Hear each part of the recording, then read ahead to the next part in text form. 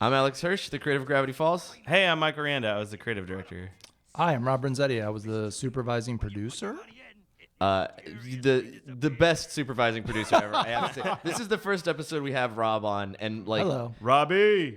Bobby Renzabi. Bobby Renzobs.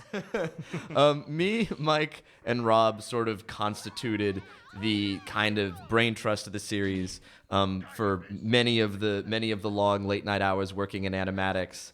I just want to mention a little bit about sort of our dynamic on the series, which you might hear of a little bit in this, is that Mike Rianda always wanted to change everything all the time. Yeah, baby. Like, he would be willing the day before the thing was due to be like, let's beat it, let's do a better story. And Rob is like sane and rational and very smart and has worked my arch nemesis. and has worked on like many classic cartoons. Like, he's the only person who'd ever made anything before. That's true. Like, Rob has worked on all these amazing cartoons and created My Life as a Teenage Robot and worked on My Little Pony and worked on Powerpuff Girls. And so he actually knows how to make a show. Yeah. And so We were Rob just gallivanting children Yeah. in front of him.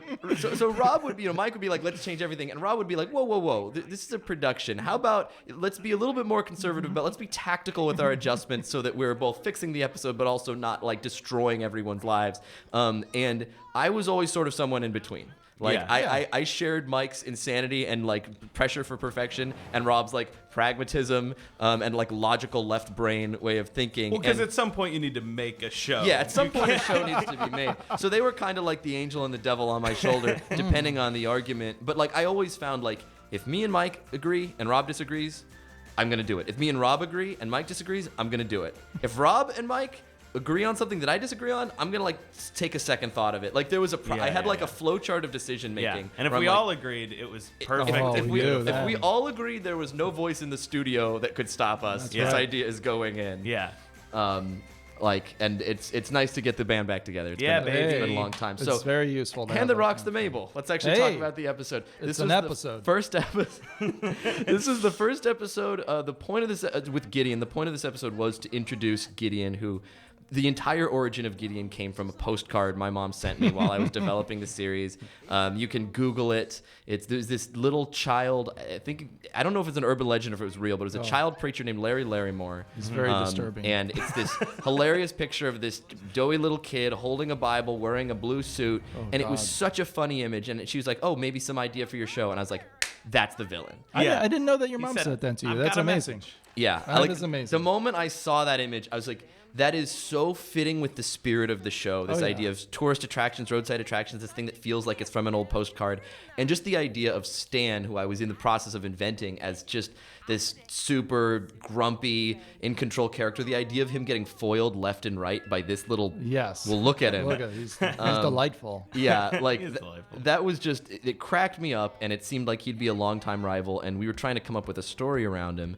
And I think it was Dan McGrath, who was our story editor at the time, who had a lot to sort of contribute to this idea that like he would have a crush on Mabel, maybe. That this would be a way to enter that character. Tom Yeah. Saunders was in the mix too. One of the nice things that they came up with was just giving it a lot of shifting dynamics. The story had a lot of turns where it was like Stan all of a sudden formed an alliance with Bud Gleeful, and Mabel was in love with Gideon, and Gideon had a problem with Dipper, and it made it a really easy episode to write rather than a lot of them because there was a lot of juicy character meat. Yeah. Unlike some episodes, which was like kind of 11 minutes stretched into 22 minutes. Yeah, Sure. This was one of our first episodes where we really had a lot of layered A and B plots, and the entire town was getting in on it. Yeah. And I think we learned a lot from our fellow writers about like how to construct stuff. I got to give a shout out, of course, to Thurup Van Orman. Woo! They're up. He really embodies his character. Thurup was the first boss I ever had in my life. So my boss was Lil Gideon. My first job was on a TV show called Flapjack on Cartoon Network, and I'd be working in my office, and I'd hear like, I've got a few notes on that, and I'd always think like, is it bring your kid to work day? And then I'd pop out and be like, oh, it's my boss Thurup. He's this little dude with a giant beard and a bigger heart. Yeah. And that's his real voice. He Yes. sounds like this. He's an Yes. adult man It's weird. with a little cute baby voice. But the one thing I'd say about Thurup is like Flapjack is the best example of what Thurp is, and this Yes. is kind of like a tweaked version of what Thurp could become if he went down that darker road. Like, I can see Thurp capable of being Gideon. He's not. He's a much nicer man and a much nicer person than Gideon could ever be. He's such a sweetheart. But it's in there. There is darkness in his heart. Am I wrong? Am I being unfair? I No, don't think I am. absolutely. I told him when I first talked to him about doing this voice for the show, I said, hey Thurp, it's me, your old board artist from Flapjack. I remember your voice. It was amazing. I want you to voice this evil little baby. And I actually told him to do an impression of one of our executives who we love, Khaki Jones. Oh, yeah. Who's a phenomenal yeah. executive. Khaki's the best. One of the best we've ever worked with, and was also big at Cartoon Network. And she's from Georgia, and she has the Southern accent. Yeah. And I was like, Thurp, just be Khaki. And he's like, oh, like this? And I was like, Gideon is born. Yeah. That's Khaki was so great because she was always like, I just love the cartoons that you guys make. They're wonderful. And it's like, she was like this sweet mom, but she was also crazy smart. Yeah, So yeah. she would give great notes, but also have this like supportive energy. Yes. And it was, Oh, it and was she'd also have these incredibly cute nice. little Southernisms, like, well, that's just cuckoo bananas. And some of the things that, like, Gideon says, like, I was inspired Yeah, by, totally. like, those sweet Southernisms. I got to give credit to, I think these were Zach Paya's jokes. He was one of our funniest writers, and this idea of Mabel getting creepily made over. Yeah. Like, I was inspired by that. I late in the script added the bedazzled joke because I was inspired by Zach's crazy makeover jokes. I think the part of what's key to Mabel, and it's examined here in this episode, is like, even when she's doing girly things, she's doing them in a weird, distorted way that is not typically girly. So the fact that she's excited about having claws like a wild animal, and when she puts these super long nails on, says a lot about who she is. Yeah. It's something that I never really thought about when we were doing this. Like, I was just trying to be inspired by my weird real sister. Yeah. And so my recollection of my weird real sister was that she added weird, real, confusing perspectives to everything. And so when we'd get scripts and Mabel was acting, if she ever seemed like she was just acting sort of stereotypically, reductively girly or feminine. Yeah. Yeah. I would just be rainbows like, and unicorns. Right, I'd be like, well, there's more to it than that. It's a weird Mabel version. Yeah. But I think most of our writers were able to really quickly loop into that. And once you have heard Kristen Schall's voice, you know where the comedy's coming from. Yeah. And this is a rare episode where we actually got them in the booth at the same time, and they were Yes. able to talk to each other, and it was so funny. And it's like, it would be great if we could do that on every single episode. It It's is. Yeah. very rare. It's hard to get, especially when you have celebrity voices, it's hard to get their schedules to line up. But I always think it's better when you have them in there at the same time. You just get a dynamic that you can't can. get otherwise. Yeah, this was also, I have to mention, this was the very first episode boarded. This is the first boarding job, I think, professionally ever done by Alonzo Ramirez and Ramos and Matt Brawley, Yeah. both who've gone on to become directors, both Yeah. who've won awards for their work. Yeah. And we kind of, I'll give us credit. I'll pat us on the back. Yeah. If you hear slapping on, that's us patting each other on the back. Yeah. We found them kids out of school. Yeah. And they were great. They were very new, and they did an amazing job Yeah. on this first Yeah. episode. Yeah. And they were so good right off the bat. I think we weren't sure if we were gonna hire them as storyboard artists. We wanted to start them as revisionists, and then we realized we just needed board artists. Yes. So Yeah. we pre-promoted them based Yes. on just good Thank faith. God we did. And it was the Thank best God. decision we were ever forced to make. It's funny because watching these episodes again, like, it's very clear when Alonzo's scenes come on, and Brawley as well. But Alonzo just had a very particular way of drawing the characters, and Overseas could never quite match the charm, but it's there. It's bleeding through. And a little bit gets through. These are yeah. all Alonzo drawings. Yeah. Like, they're more pushed. And also the other thing that I was impressed with Brawley, because like I've never, because it's like, you know, when you write something and then you see it boarded, generally you have all these notes. You're like, oh wait, well maybe you could stage it different. My vision. But like Brawley, I was so impressed. Like every time, every joke, bam, boarded perfectly the first time. Yeah. Like. I mean, even on a script-driven show, there's so much open to interpretation by the board artist. Yeah. Every way, every scene is framed, and everything is posed. Like, it can go wrong a million ways. I gotta call out that that wouldn't it be funny if we walked in a closet but it was a real door. That's a Zach Pius joke. That's Zach all the way. I love that joke because I was like, he understands Seuss. Like, because like a lot of people think, oh, Seuss is just stupid, but in my mind, like he's not stupid. No. He kind of exists in his own television show in his mind. Yeah, exactly. Right? And so he's actually kind of trope savvy. Yeah. And he's just like, oh, I think we got to set up for a classic gag here. And it's like everyone's like, this is reality. Seuss. What are you doing? Well, actually, Seuss is therefore the smartest character on the show because he knows he's in a cartoon I have to in some mention way. that moment where Stan walks up to that picture and says, "Oh, this is beautiful." I don't know if you're aware, that's become a meme. Oh, really? I've seen hundreds of. They'll just put whatever the flavor of the month They meme want is. in that frame? They'll put it in the frame, and it'll be him saying, "Oh, this is beautiful." That's amazing. That was based on one of my friends growing up had this horrifying clown painting in the like. If we stayed the night at his house, there'd be this psychotic clown painting on the wall, and we'd all be like, "What is your mom's problem, dude?" There's no clown painting that is not psychotic. Have you ever seen a successfully done clown painting? This clown painting is beautiful. Come on. Oh, exquisite!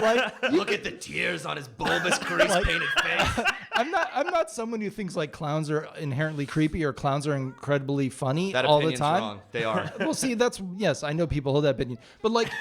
A clown in person can be one of those things, but like clowns rendered in a one step removed art, there's no point to it. There's no point.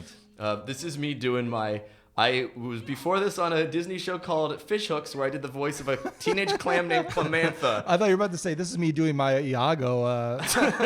No, that's Joe Pitt drawing basically Iago, and me doing Clamantha. I'm a clam. I still get royalties for that. Well, as well you should. He's fanning himself with money right now for the kids at home. Yeah. You can't see this, but I'm actually up to my neck in money. I don't record unless I'm in my money tub. Yeah, it's really gross, guys. One thing about this scene that I remember is that like I was like really adamantly against this French waiter. I was like, no, that's unobserved. That's something that you only see in TV shows. And Alex is like, no. I'll just make it so stupid, it'll loop back around to being funny. And Alex's voice for the guy was like, wee wee! And because he was so intense, it pushed past the trope and made it funny again. But Mike also, just for our sound engineer right now, Mike's voice is so loud that it's broken microphones. So I apologize to anyone who's listening on Mike's or on headphones. Because like Mike, there's something wrong with Mike's voice where it's like louder. You guys love it. Back you love away, it, guys. back Trust away me. from the television. Go to another room. You want this evening to last, my sweet? No! I mean, yes. I mean, I'm always happy to hang out with a friend, buddy, pal, chum, other word for friend. Pal? I already said pal, mate? How about soulmate? Well, you can't say no to that. Man, he's so nice, but I can't keep doing this. But I can't break his heart. I have no way out. What in the heck happened? So the plot of this episode was actually something that I struggled with. I was having a hard time. That line about being pulled in the romance zone, Right, that's an Ori Wallington line. I give her credit for that because that's an observed thing about what it's like to deal with a suitor that you don't want. But I was having a hard time with this plot because my version of Mabel in my head was somebody who was very confident. Yeah. And the idea that she would have a hard time telling somebody no was something that we invented to come up with a plot. Like we needed a story, and so we said, well, maybe that's her problem. And for a while, I was having a hard time believing it. And I have to give Dan McGrath, who's one of our writers, credit for coming up with this idea that, well, what if she gets Dipper to break up for her? And I was like, okay. It's not that she's a coward. It's just she really wants people to like her. And it hurts her to be mean. Yeah. So and once we kind of came up with that, I added a few little details. Like Sweater Town was something I added to the script late where I'm like, is there a Mabel-y way of having a hard time saying no to somebody? So it's she's still herself. Matt Brawley storyboarded this scene, and all this acting on Dipper's hands, like, haha, she's kind of weirded out by you. No offense, that little arm. Yeah. This was one of Matt's first scenes ever, Yeah. and I remember seeing that. I was like, that's perfect. Yeah. Yeah, Like, he you've really never captures- boarded professionally before. This is perfect Yeah. character Well, acting. yeah. Also, it's very particular to Dipper, and Yeah. really Yeah. encapsulates who he is. The other thing about this whole thing and why Mabel finds herself in a quandary, which I always bought, was that she actually likes Little Gideon. Yeah, Yeah. he's He's fun. fun. He's She, a fun guy. yeah, I mean, and she expresses that early in the episode, and that's one of the reasons why I buy she's having a hard time. 100%. Well, I recently rewatched this episode, and like I really do think it works.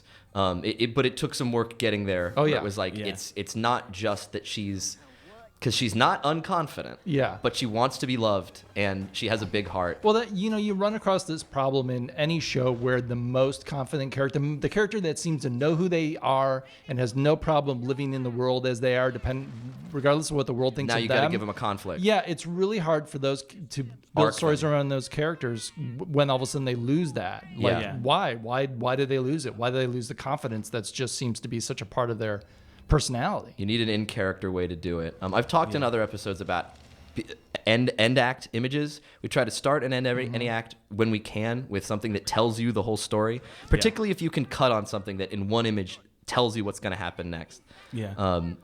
This is also a nod to continuity here, where Dipper tells Toby Determined, "Sorry for accusing you of murder last week." These were often the very last lines added to the episode because Yeah. we were trying to Link the. It was an experiment at the time. There really hadn't been a kids show that was a half-hour kids show with this level of continuity that I can think of. No, and we Yeah. weren't allowed to do this kind of thing for a very, very long time. It was generally discouraged, and we were experimenting with it. Now with binge watching shows and shows that are meant to Yeah. be made all produced and then aired at the end. Like there's so much continuity. At the time, it was a major experiment, Right. And Yeah. it took a lot of just constant attention to find little ways to make it feel connected and not just make it say like, "Oh yeah, Toby's forgiving and forgetting." Yeah, and in this episode in particular, we were having a really hard time figuring out like what the big continuity hook at the end was going to be because Yeah. we wanted it to be like some amazing twist and turn at the end. But I remember there was this like emergency meeting, like this episode's about to go to air. Everyone write 12 ideas for what the end of the episode could be. And then I think it was Rob came up with the fact that he just has journal number 2, and it was like Yeah. really simple, but it was like, oh, that's perfect. And it was so satisfying seeing fans like, oh my God, Gideon's got journal number There's 2. live reaction videos on YouTube of people like screaming. Yeah. Well, just because it was so unheard of at this point, you know, Right. particularly at this point in just television Yeah. climate, that a kids show would give you that level of attention. Like And that they a would, comedy too. yeah, Comedies that never in do a that. comedy you'd also mix it with some mystery and something that actually pays off. Right. Yeah. Well, I mean, originally we had like a mysterious, shadowy figure talking to Gideon. That's Remember right. that? And I was remember all wrong, we all pitched wrong. that. We pitched that to Eric Coleman, and I remember him like making a point of stopping and going like, you guys you're committing. better now, know who right? that figure You know, is. Yeah. you know where you're going, right? And we we're didn't all know- like, we had no idea who it was. We don't know what I we're mean, doing. well, here's what we did know. What we knew was that we knew that Stan had a twin brother who made the Mystery Shack. We knew that brother got spirited away by some evil force. He got too close to the mysteries he was studying, and that evil force took him away, Yeah. and that he would need to be found somehow. Right. And that our thought was Gideon somehow connected to that same evil force. We didn't know it would be Bill for sure. We didn't know how the journals were connected. Right. Well, at one point we just thought, let me come in and give myself credit. But as I remember, Feel free. As I remember, we were like, does Dipper have a book? Should he have a book? And there was a big debate about that, and we danced as long as we could, and then we had that big meeting, and I thought I'm the one who said like, yes, Dipper has a book, and Gideon has a book, and Stan has a book. Yeah, there are that's 3 right. books. Yeah. I remember And that was I remember that. that was the key. That was Yeah. that was like, now we knew what the device was. We knew Yeah. what the MacGuffin was, kind of, which is the journals. Which Yeah. Yeah. Well, and I remember, because you're right, the actual journal as we know it was not in the original pilot I created. There was a book. There was a monster manual, but an important series of journals did not exist at that point. And I always thought that was a fantastic addition to the show. Like I was Yeah. stoked on that idea. But it was a question of like, how are we going to pay this off, right? Like, yeah. This whole sequence boarded really well. Matt Brawley again, and this is I really like Dipper and Mabel's relationship in this episode, where he's willing to help her out with her problem, no problem. She immediately defends her brother the moment he's in trouble. Yeah. It's a really great bond between them in this show. And it reminds me of like me and my sister, like when she had problems, like I was like, can't I help? Like we would fight, and then the moment somebody else would be a jerk to the either one, it was like immediately, nope, nobody talks to my sister that way. Yeah. That was a Matt Brawley edition. This idea that she's right in front of the moon, hovering like Yeah, that, that like was that cool. she's in the power position. Yeah. We really wanted her to be completely in control by the end of the episode. And there was part of the inspiration with Gideon having a crush on Mabel was in preschool. There was a kid who was in love with my sister. I remember this from preschool, and he brought in a little a ring pop to propose marriage to her. And you took a crystal and broke him. Oh, and she had a hard. She was like creeped out by him, but she was being nice and giving her gifts, and she didn't want to be mean, you know. Well, hey, Gideon, look what. Stanford Pines, I rebuke thee. I rebuke thee. Rebuke? Is that a word? Stan's response to Gideon Yes. here came from I was reading the script and Gideon was using this highfalutin language. I was like, Stan wouldn't let that slide. You got a word a day calendar, Mr. Harvard? How old are you? I watched that 10 minutes ago. It cracked me up. Stephen Root, voice of Bud Gleeful, Amazing. amazing He's actor. the best. He's in so many things. He's in comedy. He's in drama. He's in Coen Brothers movies. He's in Coen Brothers movies. He's the stapler guy from Office Space, and he's just sweet and kind and humble and just a pro. You bring him in, you show him the lines, and he just nails it immediately. Yeah. Yeah. I could have had it all. Here's this sequence done by Alonzo again. This I remember the first boards of this were so rough and scribbly, but they had so much life in them. Yeah. Like this idea that Stan leaps on the kids and they're all roughhousing on the couch. It was just so sweet. Yeah, I love the physicality and the physical interaction that Alonzo always had between the characters, because I feel like that's something that's real that you sometimes don't see in cartoons. Sometimes forget. Like you know, people touch each other. People that care for each other touch each other and mess with each other in this way. Yeah, that was all done really well. Here we go. Gideon is so creepy. Yeah, this is so weirdly over the top. We and reveal fantastic. the extent. I'm old and smelly. That was just a Thurup improv. His Dipper impression. And there it is. Oh! Right now, Rob Renzetti's doing a victory lap around the office. We better figure out what the journals are. Oh, this is great. I like this tag. Yeah, it's fun. I don't know who did it. I love it. And this is like, this was, I think, Brad Brink's first attempt at a theme song for the. That was a different theme, but this was one of Brad's early pieces. This is very he Brad did such a Brink. good job. It's Yeah, a lot When of there's fun. synth, thank Brad. Yeah. You're all nuts.